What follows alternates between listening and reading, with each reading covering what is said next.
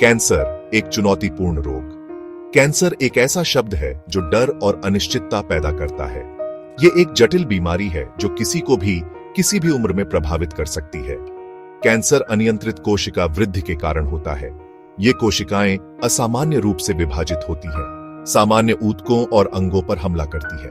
Cancer के कई प्रकार होते हैं, प्रत्येक की अपनी विशेषताएं और चुनौतियां होती हैं। कुछ कैंसर धीरे धीरे बढ़ते हैं, जबकि अन्य आक्रामक होते हैं और तेजी से फैलते हैं। कैंसर का इलाज चुनौतीपूर्ण हो सकता है और उपचार के विकल्प कैंसर के प्रकार और अवस्था पर निर्भर करते हैं। कैंसर के इलाज के लिए कई तरीके अपनाए जाते हैं। इनमें सर्जरी, रेडिएशन थेरेपी और कीमोथेरेपी शामिल है। सर्जरी में कैंसरग्रस्त ऊतकों को हटाना शामिल है, जबकि रेडिएशन थेरेपी कैंसर कोशिकाओं को नष्ट करने के लिए उच्च ऊर्जा किरणों का उपयोग करती है। कीमोथेरेपी कैंसर के इलाज के लिए एक शक्तिशाली दवा आधारित दृष्टिकोण है। यह एक प्रणालीगत उपचार है, जिसका अर्थ है कि यह पूरे शरीर में कैंसर कोशिकाओं तक पहुंचता है। इस निबंध में हम कीमोथेरेपी, इसके इतिहास, यह कैसे काम करती है, इसके लाभ, चुनौतियां और कैंसर के खिलाफ लड़ाई में इसकी भूमिका के बारे में विस्तार से जानेंगे।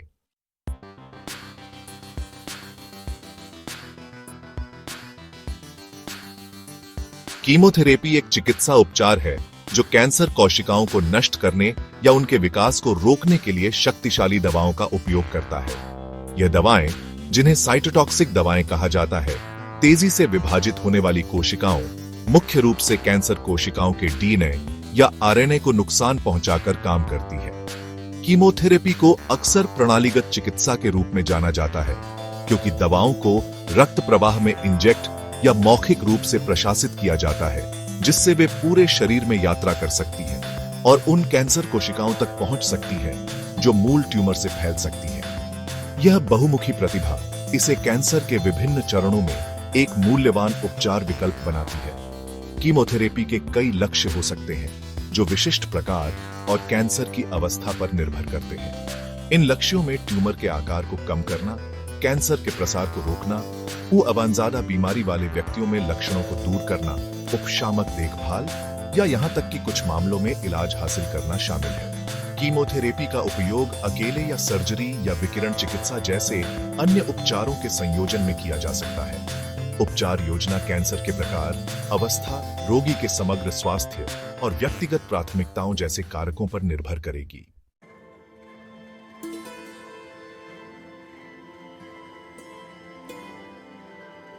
कीमोथेरेपी की शुरुआत 20वीं सदी की शुरुआत में हुई थी, लेकिन तब से यह काफी विकसित हो चुकी है। शुरुआती दिनों में कैंसर के इलाज के सीमित विकल्प थे और कीमोथेरेपी को अक्सर अंतिम उपाय माना जाता था।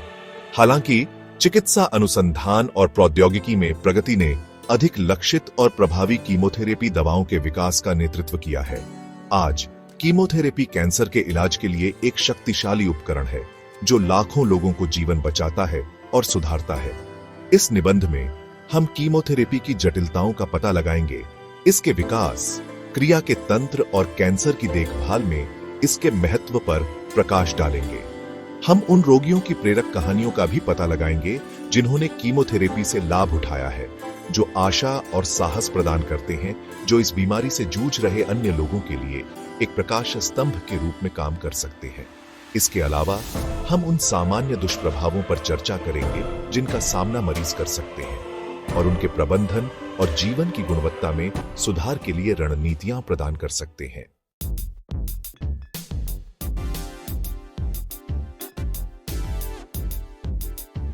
कीमोथेरेपी का इतिहास, शुरुआती खोजें। कीमोथेरेपी की कहानी जिज्ञासा और वैज्ञानिक खोज की अदम्य भावना से चिह्नित है। यह 20वीं सदी की शुरुआत में शुरू हुई और कैंसर के इलाज को बदल दिया। कीमोथेरेपी की उत्पत्ति रासायनिक रंगों के उपयोग से हुई। इन रंगों ने ट्यूमर कोशिकाओं को लक्षित करने की क्षमता दिखाई। नाइट्रोजन मस्टर्ड के प्रभावों की खोज महत्वपूर्ण थी। इसने तेजी से विभाजित होने वाली कोशिकाओं को रोकने की क्षमता दिखाई। इन टिप्पणियों ने कैंसर अनुसंधान में चिंगारी जगाई और कीमोथेरेपी का जन्म हुआ।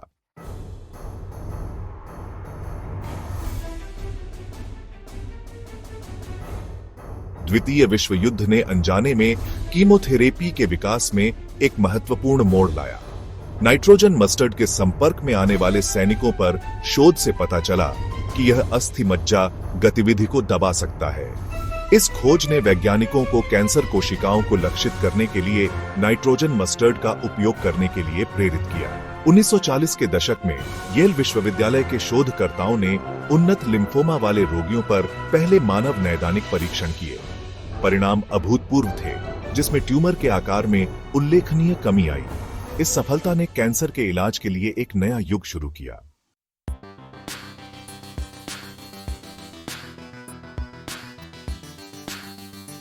नाइट्रोजन मस्टर्ड के साथ शुरुआती सफलताओं से प्रेरित होकर वैज्ञानिकों और शोधकर्ताओं ने और भी प्रभावी और कम विषाक्त कैंसर उपचार खोजने के लिए अथक प्रयास किया।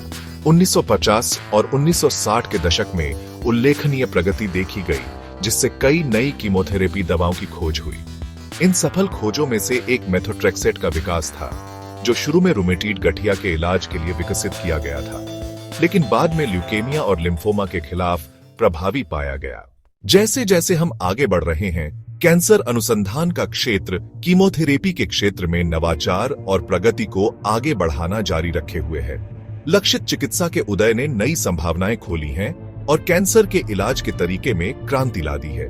लक्षित थेरेपी पारंपरिक कीमोथेरेपी से भिन्न है कि वे विशेष रूप से कैंसर कोशिकाओं को लक्षित करते हैं, स्वस्थ कोशिकाओं को होने वाले नुकसान को कम करते हैं। भविष्य में कैंसर अनुसंधान का क्षेत्र और भी अधिक लक्षित और व्यक्तिगत उपचार विकसित करने का वादा करता है।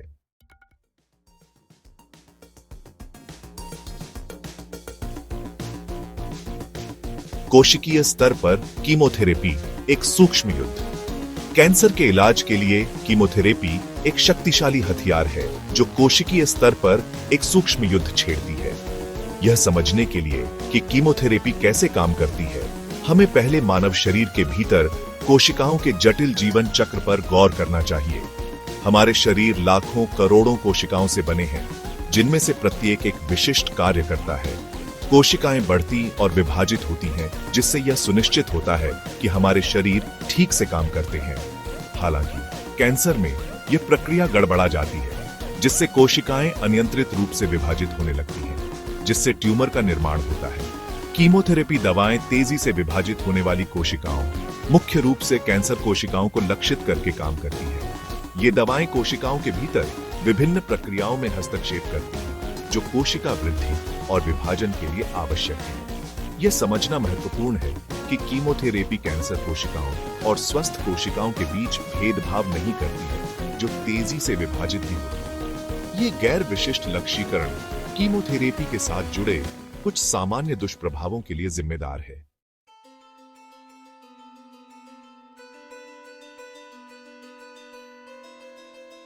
कोशिका चक्र को बाधित करना कीमोथेरेपी का उद्देश्य।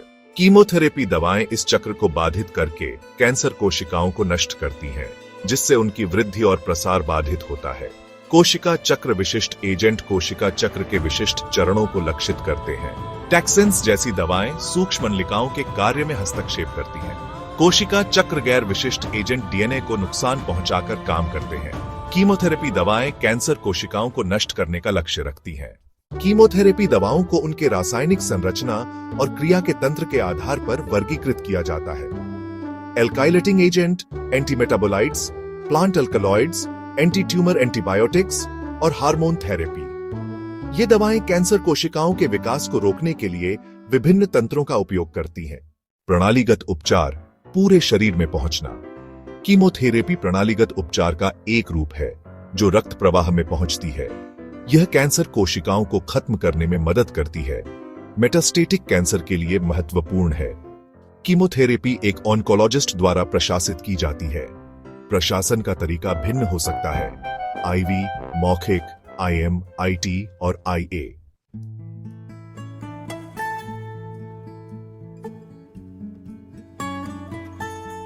कीमोथेरेपी की सफलता की कहानियां, आशा की किरण। कैंसर की दुनिया में कीमोथेरेपी की सफलता की कहानियां आशा और प्रेरणा की किरण के रूप में काम करती है। ये कहानियां मानवीय भावना की लचीलापन, चिकित्सा प्रगति की शक्ति और उन लोगों के अटूट समर्थन को दर्शाती है। हर कैंसर यात्रा अनोखी होती है, लेकिन ये कहानियां इस बात का प्रमाण है कि कीमोथेरेपी लाखों लोगों के जीवन को बदल सकती है। जिससे छूट मिलती है, जीवन बढ़ता है और जीवन की गुणवत्ता में सुधार होता है। इस भाग में हम ऐसे व्यक्तियों की प्रेरक यात्राओं का पता लगाएंगे जिन्होंने कैंसर के साथ अपनी लड़ाई में कीमोथेरेपी से लाभ उठाया है। प्रत्येक कहानी कैंसर देखभाल में प्रारंभिक पहचान, समय पर उपचार और एक बहुआयामी दृष्टिकोण के महत्व पर प्रकाश डालती है।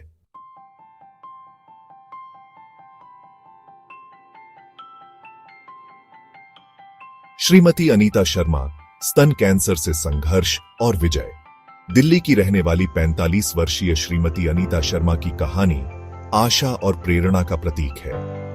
एक नियमित मैमोग्राम के दौरान श्रीमती शर्मा का स्तन कैंसर का पता चला था। शुरुआती झटका और अविश्वास के बाद श्रीमती शर्मा ने दृढ़ संकल्प और सकारात्मक दृष्टिकोण के साथ अपनी कैंसर यात्रा का सामना करने का फैसला किया। उन्होंने अपने परिवार और दोस्तों से अटूट समर्थन प्राप्त किया, जिन्होंने उन्हें हर कदम पर प्रोत्साहित और प्रेरित किया। कीमोथेरेपी के दौरान श्रीमती शर्मा ने थकान, मतली और बालों का झड़ना सहित कई चुनौतियों का अनुभव किया। कई महीनों के कीमोथेरेपी के बाद श्रीमती शर्मा का ट्यूमर काफी सिकुड़ गया, जिससे उनके डॉक्टरों को सर्जरी करने में सक्षम बनाया गया, जिससे शेष कैंसरग्रस्त ऊतकों को सफलतापूर्वक हटाया जा सका।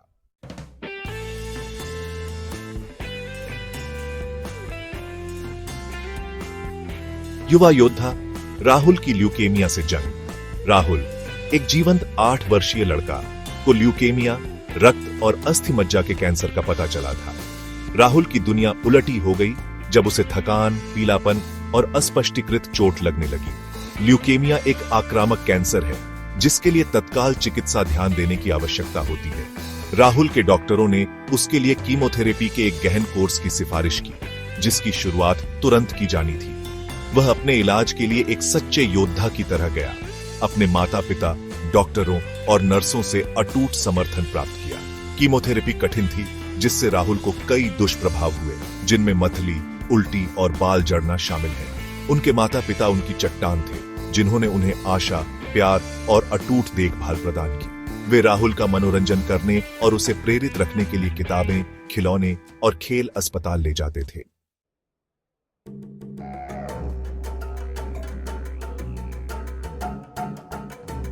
डॉक्टरों और प्रियजनों का साथ जीत की कहानियां। ये सफलता की कहानियां न केवल कैंसर के खिलाफ लड़ाई में कीमोथेरेपी की भूमिका को उजागर करती है, बल्कि डॉक्टरों, नर्सों, परिवार और दोस्तों से मिलने वाले अटूट समर्थन के महत्व पर भी प्रकाश डालती है। वे उपचार योजनाओं के जटिल विवरणों को नेविगेट करने में रोगियों की मदद करते हैं, रास्ते में आने वाली किसी भी चिंता या चिंता को दूर करते हैं और यह सुनिश्चित करते हैं कि उन्हें सर्वोत्तम संभव देखभाल मिले। परिवार और दोस्त भावनात्मक समर्थन, व्यावहारिक सहायता और अटूट प्यार और प्रोत्साहन का एक स्रोत प्रदान करते हैं। ये कहानियां मानव भावना की लचीलापन, चिकित्सा प्रगति की शक्ति और कैंसर को दूर करने की हमारी सामूहिक क्षमता का प्रमाण है।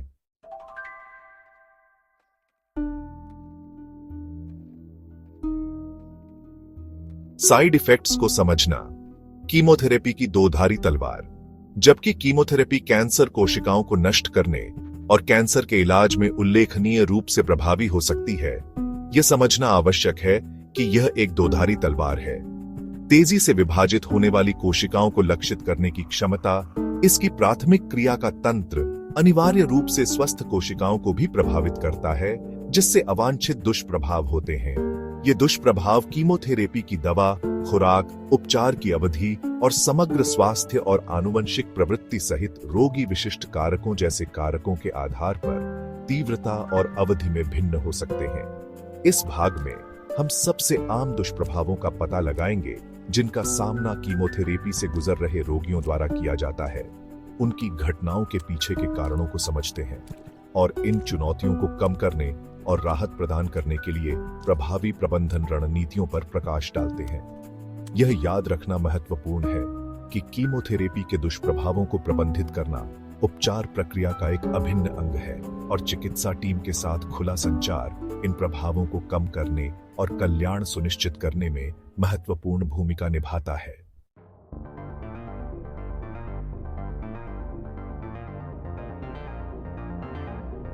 कीमोथेरेपी के सबसे आम दुष्प्रभावों में मतली और उल्टी, थकान, बालों का झड़ना, अस्थि मज्जा दमन और श्लेष्मा झिल्ली शामिल है। सौभाग्य से इन दुष्प्रभावों में से कई को प्रबंधित करने और कम करने के लिए प्रभावी रणनीतियां उपलब्ध हैं।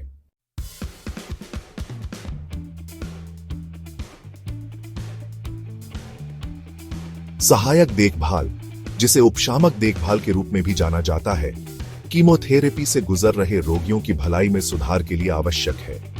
इसमें शारीरिक, भावनात्मक और व्यावहारिक जरूरतों को दूर करना, जीवन की गुणवत्ता को अनुकूलित करना और उपचार के दौरान और बाद में आराम और समर्थन प्रदान करना शामिल है।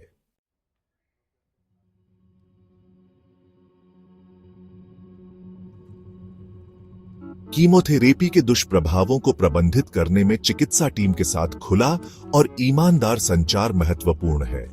रोगियों को किसी भी लक्षण या चिंता के बारे में अपने स्वास्थ्य सेवा प्रदाताओं से बात करने के लिए प्रोत्साहित किया जाता है, चाहे वे कितने भी छोटे या महत्वहीन क्यों न लगें।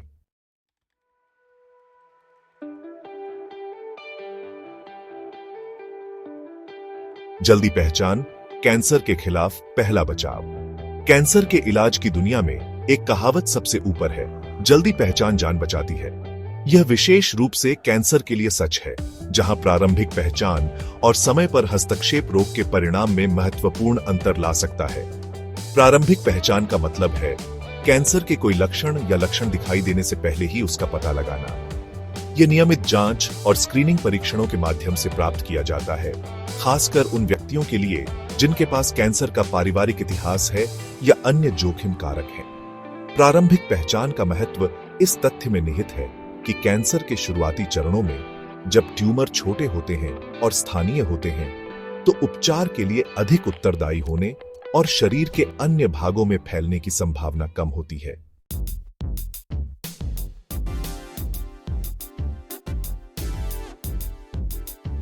स्क्रीनिंग और प्रारंभिक पहचान के तरीके।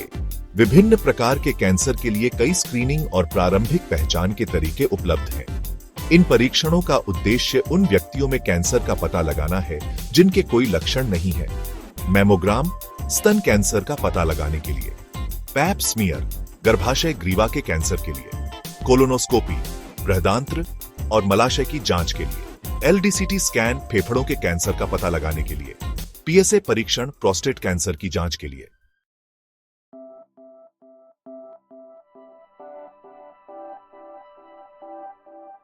कीमोथेरेपी में प्रगति, भविष्य को आकार देना। कैंसर अनुसंधान और उपचार के क्षेत्र में लगातार प्रगति हो रही है और कीमोथेरेपी कोई अपवाद नहीं है। वैज्ञानिक कैंसर कोशिकाओं को अधिक प्रभावी ढंग से लक्षित करने, दुष्प्रभावों को कम करने और रोगी के परिणामों में सुधार करने के लिए लगातार नई दवाओं और उपचार के तरीकों का विकास कर रहे हैं। लक्षित चिकित्सा। लक्षित चिकित्सा कैंसर कोशिकाओं में विशिष्ट अणुओं या मार्गों को लक्षित करने के लिए डिजाइन की गई है, जिससे स्वस्थ कोशिकाओं को होने वाले नुकसान को कम किया जा सकता है और दुष्प्रभावों की संभावना कम हो सकती है। इम्यूनोथेरेपी कैंसर कोशिकाओं को पहचानने और उन पर हमला करने के लिए शरीर की अपनी प्रतिरक्षा प्रणाली को बढ़ावा देकर काम करती है। प्रेसिजन मेडिसिन में एक व्यक्तिगत रोगी की आनुवंशिक संरचना और उनके ट्यूमर की आणविक विशेषताओं के आधार पर उपचार योजनाओं को तैयार करना शामिल है। सहायक देखभाल, उपचार के दुष्प्रभावों को प्रबंधित करने और रोगियों के जीवन की गुणवत्ता में सुधार के लिए सहायक देखभाल में प्रगति पर भी ध्यान केंद्रित किया जा रहा है।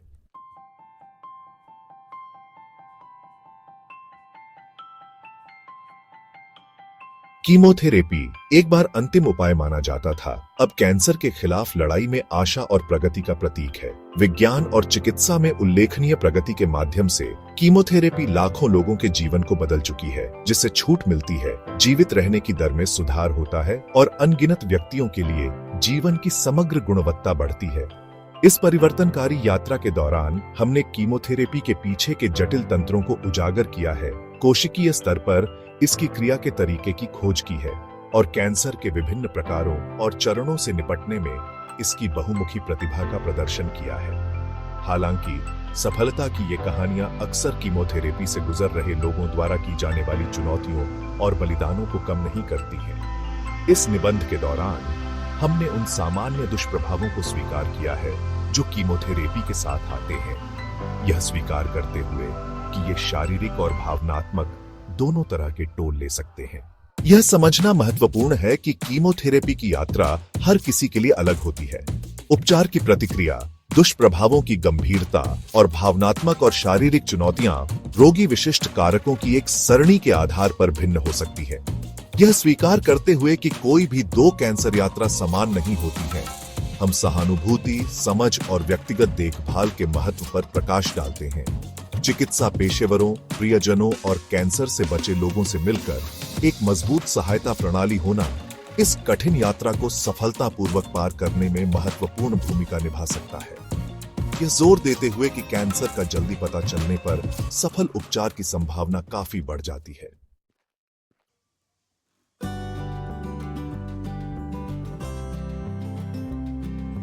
जैसे जैसे हम आगे बढ़ रहे हैं, कैंसर अनुसंधान नवाचार और खोज की भावना से प्रेरित है। लक्षित चिकित्सा, इम्यूनोथेरेपी, प्रेसिजन मेडिसिन और सहायक देखभाल में प्रगति से उपचार के परिणामों में सुधार हो रहा है। ये सामूहिक प्रयास रोगियों, बचे लोगों, परिवारों, देखभाल करने वालों, शोधकर्ताओं, चिकित्सा पेशेवरों और नीति निर्माताओं को एकजुट करता है। हम सभी इस वैश्विक बोझ को कम करने और कैंसर से प्रभावित लोगों के लिए एक उज्जवल भविष्य बनाने में अपनी भूमिका निभा सकते हैं।